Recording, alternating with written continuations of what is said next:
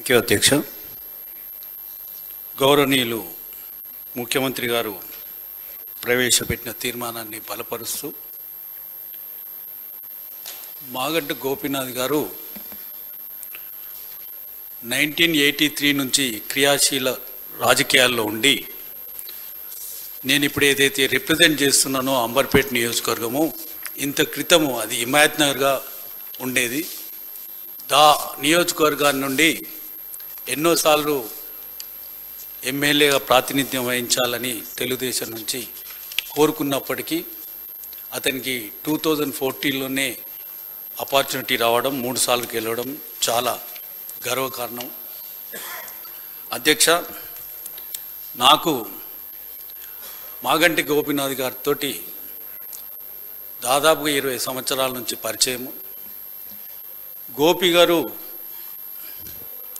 తెలుగుదేశంలో చాలా యాక్టివ్గా ఉండి సిటీ అధ్యక్షునిగా ఉన్నప్పుడు పరిటాల రవి చనిపోయిన రోజు హైదరాబాదులో తెలుగుదేశం కార్యకర్తల మీద, లీడర్ల మీద ఒక 30-40 కేసులు రిజిస్టర్ కావడం జరిగింది అధ్యక్ష. ఆ కేసులలో అరెస్ట్ అయినప్పుడు అందులో సీనియర్ లీడర్లు కూడా ఉండడం జరిగింది. నేను తెలుగుదేశం పార్టీకి అడ్వకేట్గా పనిచేసి అందులో ఆ 30 కేసులను కూడా ట్రయల్ చేసి అక్విటల్ చేయడం జరిగింది. ఆ సందర్భం నుంచి మాగంటి గోపీనాథ్ గారు నేను బాగా సార్లు కలవడము. లాస్ట్ టైం నేను ఎమ్మెల్యే గెలిచినప్పుడు అతను చేసే కార్యక్రమాలలో ఎన్నో నేర్చుకున్నాం అధ్యక్ష. గవర్నమెంట్ ఇచ్చే కళ్యాణ లక్ష్మి, షాదీ ముబారక్ ఈ స్కీమ్లలో అతను 200 మందికి ఇచ్చిన, 300 మందికి ఇచ్చిన ఆడపడుచులను అందరినీ పిలిచి వాళ్ళకు ఒక పట్టు చీర పెట్టి భోజనం పెట్టి వాళ్ళను చాలా అభిమానంగా చూసుకునే వ్యక్తి. అటువంటి విషయాలు ఎన్నో నేర్చుకున్నాం అధ్యక్ష.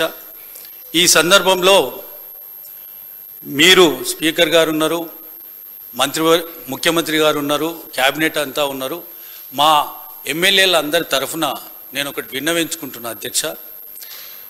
లాస్ట్ 17-18 మంత్స్లోనే మనం 2 ప్రజాప్రతినిధులను, ఎమ్మెల్యేలను కోల్పోయినాం అధ్యక్ష.